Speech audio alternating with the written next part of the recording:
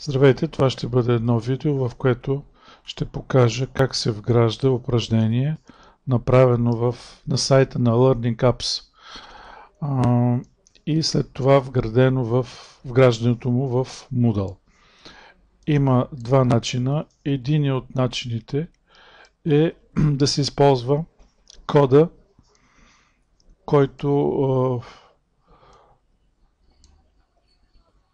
е генериран от всяко направено упражнение. Този код се намира в долната част на упражнението вдясно.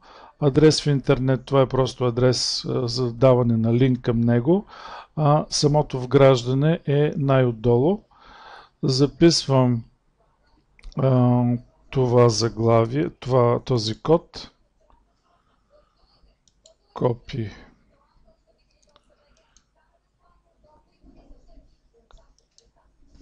Копирам. Отивам в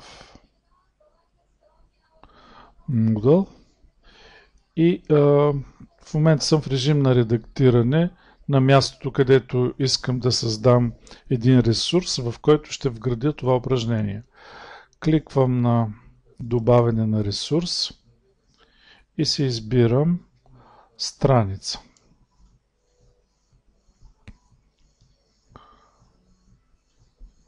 Изчаквам да се отвори страницата. Нямам идея защо е толкова бавен този компютър. Ето тук пише адрес, вграждане в Moodle, примерно. Вграждане в Moodle. Описанието ще бъде същото. Тук ще сложа едно многоточие. И отиваме в съдържание на страницата. Ето тук, трябва да пейсна кода, който копирах.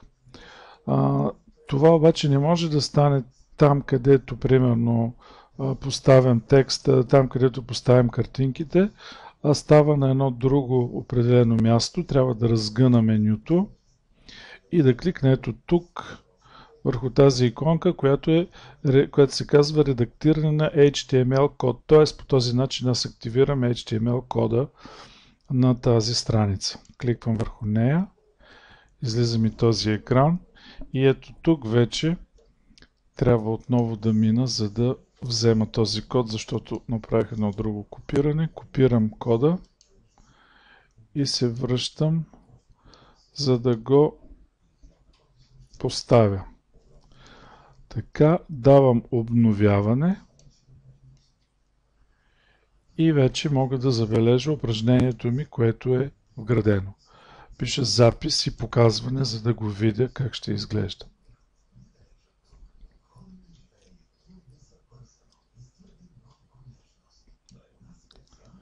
Окей, ето виждам, упражнението ми е в Moodle.